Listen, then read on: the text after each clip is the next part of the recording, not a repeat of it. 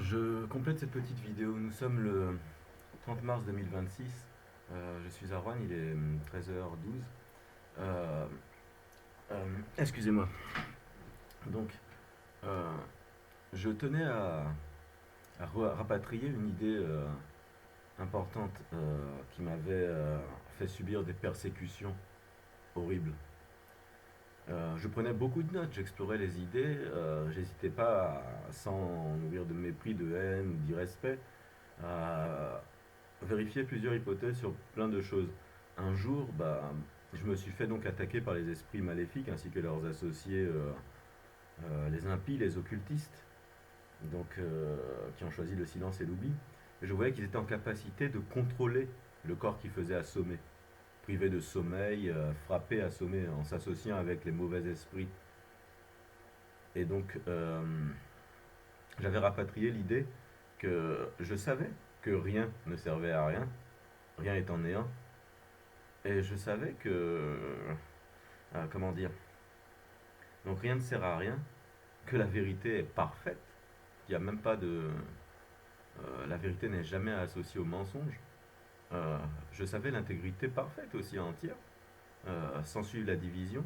Et donc j'ai maintenu ces idées-là par rapport aussi aux choses que j'ai vues concernant les vérités euh, données à avoir pour le monde par Jésus lorsqu'il marchait sur la terre, les vérités pour j'ai perçu certaines choses que j'ai rapatriées seulement dans l'idéologie, qui est Jésus, qui me semblait, par rapport à la vérité qui avait été envoyée dans le monde, marcher sur terre parce qu'il y avait Jésus qui était tout rattaché. J'avais été conduit également par un esprit à voir la musique de Charlotte Alighieri, de Patenipat. Une connexion s'est faite et j'ai vu que Jésus était une déformation du langage qui était signifiée en lui donnant ce nom, en l'envoyant. Il y avait des déformations, donc le mélange et déformation du langage. Le verbe savoir de la vérité, j'ai, plus loin su, j'ai su, était remis en Jésus, Jésus, tel que et récité en Jésus au lieu de Jésus. Donc dans la langue française, il y avait eu aussi l'inversion des choses, très concrètement visible lorsqu'il marchait, que j'ai vu moi de mon côté. L'inversion des choses signifiait par sa façon d'agir lorsqu'il a marché. Les Saintes Écritures que j'ai vues, je l'ai noté. Euh, j'ai détaillé ce qu'on m'a conduit à voir, à trouver. J'ai gardé euh, autant d'attention que possible durant les tortures, les persécutions que je dénonce depuis longtemps. Je me suis fait donc ignorer dans tous les sens. Et, euh, et par rapport à tout ça, quand j'étais fatigué, donc torturé, frappé, quand j'allais très très mal, que j'étais KO, il pouvait contrôler mon corps, rentrer des phrases silencieuses dans mes pensées, les faire éclore ensuite, rentrer dans la tête des phrases qu'on n'entend pas, silencieuses, les faire éclore ensuite dans les pensées, et faire comme si la pensée était la nôtre.